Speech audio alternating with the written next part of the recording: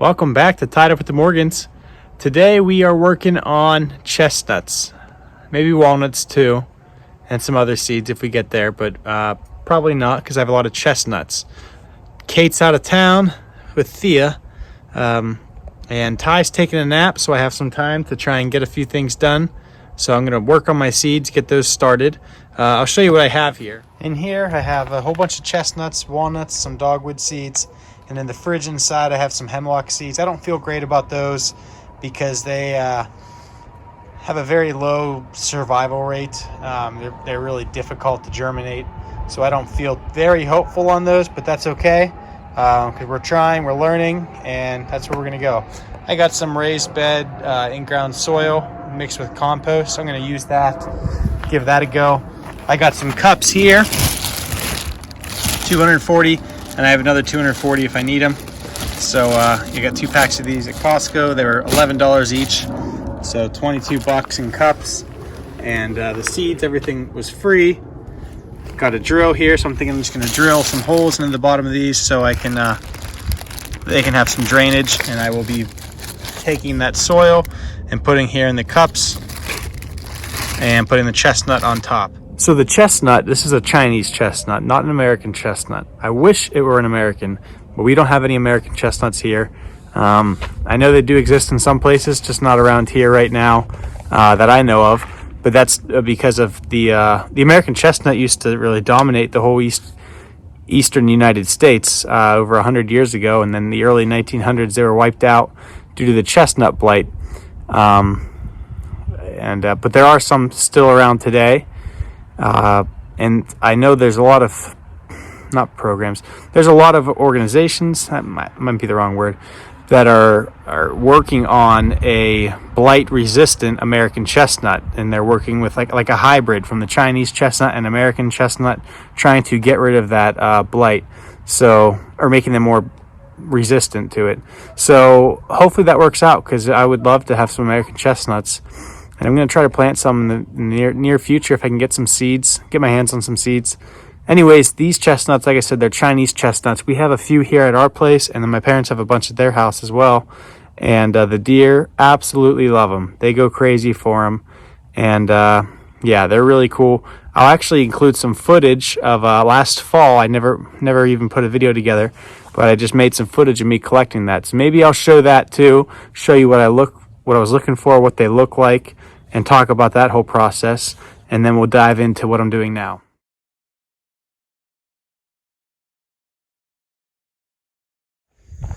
Well, before I do that, so the other day I was here at my parents' and I was using the BX actually, and I was just coming around this corner where he just took out that cherry tree. So there's a lot more room now, but I had to stop because the ground was just covered in perfect chestnuts, and they are right now too.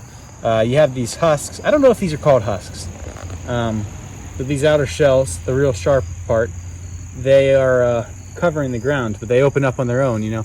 And it was perfect. So these chestnuts, let me show you. I mean, you may know them, but I'll pick this up for you here. The Chinese chestnut tree. I can turn the camera on. We have a few of them around here, but my parents have some, and Kate and I have some as well. But they come in these really spiky husks, and when they're ready, you gotta be careful when you're holding them. When they're ready, they just fall off the trees kind of around this time, and they open up. Let me just turn the camera. No, we're good. Try not to stab myself too much. So they open up like this, and then what happens is they fall out. So you'll see them down here. These ones haven't fallen out, but they'll split open and they fall out. And I'll turn the camera around so you can see them better, because they are really cool looking nut. So again, I might be using the wrong word, but these, yeah, that was walnuts hitting the building, the neighbor's building over there. But these are sharp, they're tough, but it's really cool because the inside of them is just so soft. It's just like a felt. It's really soft on the inside. And then you get this really nice looking chestnut. And it's just a beautiful color. Real smooth, really cool. And these chestnuts, the deer, they just love them. That's a cool thing about them. So it's fun to plant them, have them around for the deer, because it keeps the deer around. and they've been here all morning at my parents'. Really, the last few days they've been here eating them, and they love them. So anyways, I haven't actually eaten them myself. I know you can. I hear they're pretty good, but I've never actually roasted chestnuts or, done anything with them. But I plan to just plant a whole bunch of trees, because why not? They're all over the place. Plant some new ones, and that's something I've never done before. I've read about it a lot, but I just haven't done it. So that's what we're going to do this winter. Stratify them and prepare them. I actually have 50 in the fridge right now. I fill them up in a Ziploc bag with moist peat moss, and I poke holes all through the bag, and you make sure that the chestnut is surrounded by the peat moss, nothing else. You don't want it touching plastic, you don't want them touching each other. So I'll go over that later, because I actually have some more that I'll be collecting and preparing to stratify. But that's what they need. They need that cold stratification, which really everything does. I shouldn't say that, I don't know that for sure, but I know all of these native trees, acorns, for example, so like oak trees, walnuts, hickory nuts, so all those kinds of trees, they all need that cold stratification in order to germinate. And so that's something that we'll be doing with these. And you think about it, when these things are regenerating on their own, it's because squirrels or whatever the animal is moving these nuts around. They'll bury them, squirrels especially, they'll bury a lot of these nuts, and that prepares them for, well, it doesn't prepare them, it does prepare them to germinate, I guess. Sorry, I'm a little all over the place. So it prepares them to germinate because they'll usually be in the ground from a squirrel, and it needs that cold period to prepare it for the spring, because they're native plants. These trees are native. So the Chinese chestnut's not native, but it is a really hardy tree that grows really well here. It's been naturalized, I think is the correct term. So it's not native, but it was introduced, but it has been naturalized. We did have the American chestnut, which I guess from what I've read, it was like 1 in 3 trees in the East were an American chestnut tree. And due to the, I don't remember the name of it, but there was a blight from Europe that wiped them out. And I guess Penn State had, and some others have been bringing them back. So there's, I've read about some hybrids where they're trying to, with a mix of Chinese and maybe even Japanese, I think, chestnut trees, they're trying to make them blight resistant. So I don't know how that's going, but I do know there are hybrids that apparently are healthier and more resistant to that. So Ty is explaining what Levi doing, what his dad doing. Yeah, and I kind of talked about it already a little bit, but I didn't show it. But I just am using the peat moss in here. I keep it nice and moist, and I just spread them out so they're not touching the bag or each other. So you want to have the chestnuts spread apart and then surrounded. So the way I'm doing it is just in layers. Then I add more of this, and then I spray a little bit of water on, and this will be the last row I do. And then, so we're gonna add this here. And after I do this, we'll seal it up. Spray a little bit of water. This is my spray bottle I was using. Ty's doesn't work. He's trying to get that one going. Looks like I need a little more. And again, you only do this because you want it to stay moist. And you don't want them to dry out, because they can dry out and then that won't produce.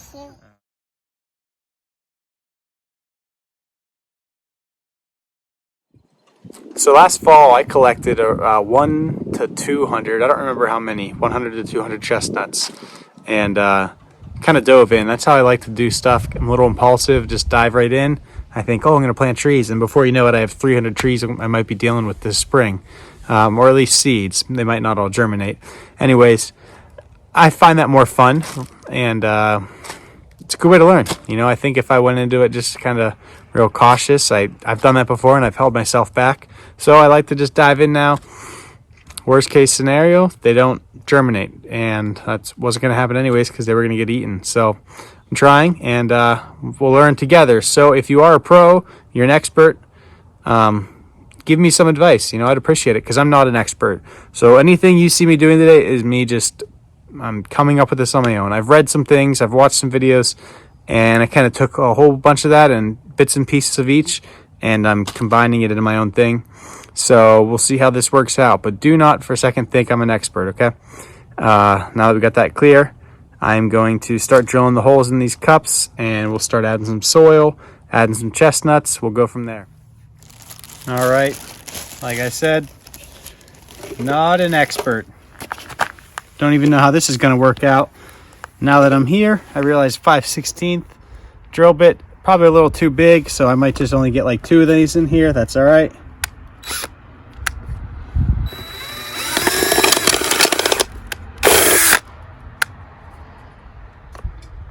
I'm sure there's an expert out there telling me how I did that wrong. And I probably did. Yeah, that's nice and ugly. That's okay. They're gonna drain. Yeah, these will drain. Before I do anything though, I will wash it out so I don't have plastic shards in there. You can see. I might maybe put a 3rd hole. I don't know. I guess we'll see. I think it's gonna drain either way. Yeah. Okay. I'm gonna be adding some soil to these. Like that much, I think. And then I'll just throw the chestnut on top. Maybe I'll add a little. No, that should be good. Yeah. All right. Now that I have these, I'm actually probably going to add a little more soil to them. But just to show you here, the first chestnut we got here, there's the tapper. And we are going to place this in here on its side. Like that. And you want that root right there. And that's pretty much it. You just kind of, you're not going to bury it or anything. Just gonna kind of leave it right there, and I believe that's all we got to do. So yeah. All right, moving right along. Gonna rinse this. Okay.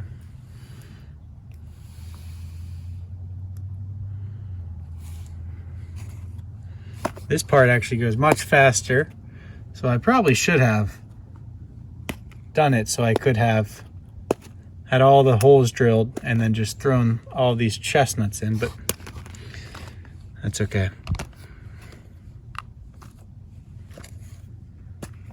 All right, let's see what we got next. Okay, so far we're 4 for 4.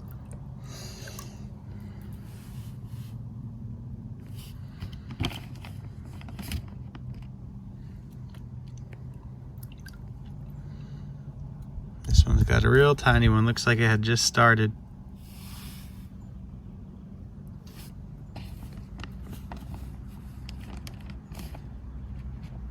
A lot of that. A lot of these ones. Looks like they just started.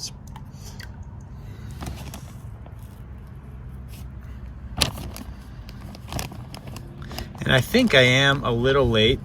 I think I probably should have started this about the 1st of March, but I don't think it makes a difference. I just think I could have probably got more growth had I started them earlier. Kind of tricky to find chestnuts in here with all this peat moss.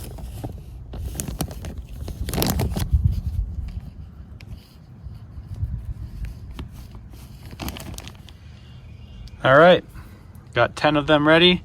A lot of them are pretty small, just starting. But some of them are bigger. Like I said, this is 10 of possibly 200. I don't remember. I know I had at least 100, and then I got a whole bunch more, and I don't remember how many it was, but it could be upwards of 200. So, yeah. Like I said, way in over my head. Got a lot of work to do, but that's how we learn. So what I'm going to do with these next is put them under a grow light. We have some grow lights in the basement. We were experimenting with those over the winter, so we are going to put these under there, and then we'll go from there. All right, wrapping it up for right now. Ty's going to be up in a little bit, so I need to go get some food ready for him when he wakes up from his nap, and then we'll be working outside. All right, I got them under a grow light right now inside of a little greenhouse we have in the basement. We will see what happens. And actually, it's cool. I got a whole bunch of these bins. A whole bunch, as in 3, from a neighbor. They had them at the end of their driveway for a week. No one picked them up, so I grabbed them. And yeah, they're gonna be perfect for this. And yeah, so it's me and Ty today. We're gonna keep busy. We've gotten a lot done so far, And now we actually got to go pull someone out. There's someone that we all know, you guys watching this and myself, who got stuck and they need our help. Actually, they got stuck a while ago, a few months ago, in the middle of winter, and they just left it. They couldn't get the car out, so they left it. So Ty and I are going to rescue that car, and we're going to pull that out with a Subaru. So, yeah, you're probably thinking I would have used, a tractor or, my dad's truck or something like that, but we're going to be using the Subaru to pull this one out. All right, you'll see everything's a mess. It's a bit of Ty and myself. I was doing a bunch of chestnuts earlier, and Ty just likes to shovel out of the garden beds. Anyways, before we get to pulling this person out, we are going to fill up the bird feeders. And check this out. I love how these things work, but it's already closed up. But earlier this thing was opened up and beautiful. And I believe it's a spring crocus or something like that. And then we got a lot of snowdrops all around. This year we got some work to do with our lawn. If any of you are really into that stuff, you're probably watching this and cringing. But I'm learning. So first things first, we're gonna fill up the bird feeders. We got some here, and then we got a really big one down there that holds quite a bit. And after that, I think we're gonna pull this guy out. Okay, to fill these, I'm just using black oil sunflower seed. I have a lot of other bird food actually, a lot of suet and thistle and stuff like that. Got Ty up here yelling for me. But yeah, I'm just using that right now because we're kind of in a hurry. All right, I did not have enough to fill this. This thing holds a lot. This was made by my grandfather, which is my mother's father. This is my mom's dad. Pappy Flick is what we call him. Made this and gave this to me a while ago, and I love it. It holds a lot of bird food, and the birds love it. And I got it hanging on this big eyesore of an apple tree that was just really, really neglected. And it's probably going to come down this year. Yeah, and when I mean neglected, it was no one had lived in this home for some time. They definitely took care of it years ago, and then there was quite a bit of time where no one was living here, and things like this kind of got out of hand. All right, we got the straps. We're going to head back and try and get this guy pulled out. This thing, like I said, this guy, he went over the hill in January. It's March now, in middle of March, and it was about middle of January, I think. We got all that snow. We had it for like a month, and maybe even longer than a month. And there was no way he was going to get that pulled out. He just, really, I think the guy didn't have the money to get a tow truck, is my guess. I don't know for sure, but I'm going to guess that. The other unfortunate thing, I don't want to say this and be wrong, but I'm pretty confident that the guy didn't even have a license, and he was driving this. So I don't know, just he really shouldn't have been out in the car, and you see what happens. I don't know if he's in trouble or not, but I think he was just being reckless, really. I don't know how he did it. All I know is I saw him at the bottom of the hill, and it was actually, I believe it was the day before we got all the snow is what happened. It had a lot of rain, and he went over the hill, and then from there it was done, and it's been there for almost 2 months now. So the guy's been back a few times, actually. He's been back a few times, and he's tried to get it out.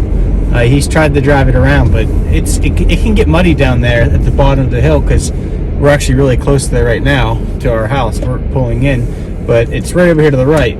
So it's a big kind of valley between the road and from our house. Everything kind of runs down in there, and it can be muddy, and then all that snow, that guy. But like I said, and the unfortunate thing, I don't think he had a license, and you could tell he didn't really know what he was doing. He was having fun, I'm sure. Oh, I know he was having fun, because he just seems like the kind of guy that has a lot of fun. But well, we're gonna go pull this out. All right, I got the chain hooked up to this strap. There's slack, but I'll pull forward and that slack should pull out. The phone's a little close to the car. I hope it doesn't get hit, but I think we should be all right. Yeah, sorry I'm not getting video of all this. It's tough right now. I only have one, two hands, and between the phone and hooking all this up, it's getting dark. I want to get this pulled out. So I apologize for the poor camera angles. Just work with me. All right, I'm getting in the truck here.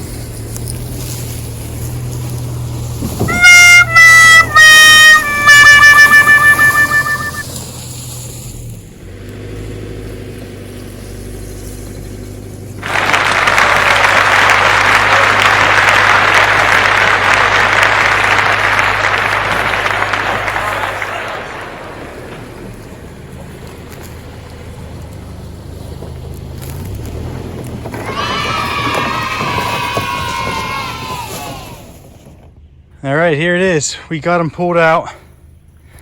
Unfortunately, he got scraped up a little, but that's all right, that happens. Actually, it's just dirt, no scrapes. This damage was already there. Yeah, so it's Ty's car. He took that down a couple months ago, and he plays with it down there a lot, and we just have yet to bring it up here. So I thought I'd just have a little fun with it. Hey, Ty, do you have any do you care to explain yourself? Because Ty was the driver. He doesn't have a license. He has fun. He can be reckless. All right, me and Ty are taking the straps back. Yeah, so there was no real car. No one really got stuck. Ty did get his car stuck whenever we had like a foot of snow back in January. But anyways, we are running these straps back to my parents. It's nice living that close that we can just, run over there and grab the straps for a minute just to make a short little video that's fun. So we're going to return these, and then we'll get back to our night. It's going to get dark here soon, so we're not going to get a lot much more done outside. Little update on the chestnuts. That taproot is really growing on these, all of them. I don't want to lift them up, but you can see they're all heading downward into the soil really well in just a couple days. But I mean, they are really growing well. You see on this one here how it's angled down. I mean, they all are, but it's really growing, and they're getting pretty long. Same thing in here. Yeah, they're taking off. All right, well, let's take a look here at the chestnuts. It's maybe about almost 2 weeks now. They're really taking off. I'll turn this around and we'll see what we got. All of them are growing very, very well. All right, guys, well, that's it. You see, got a little update here on the chestnuts. They're growing really well. It's amazing. They really just take off. All of them, too. I got, there's 94 in here. And I have I have 100 walnuts and 100 dogwood seeds and a bunch of pine, well, not pine actually, no pine. Some Norway spruce and hemlocks, but I'm not feeling good about those ones. But we'll check into them. We'll get into that here soon. Just real busy right now. They're still stratifying from the winter. But anyways, that's it. Thanks for watching. If you have any questions, please comment below. If you have any feedback, comment below. I'd love to hear it. Thanks for watching. Don't forget to hit like, subscribe, and we'll see you on the next video, guys. Thanks.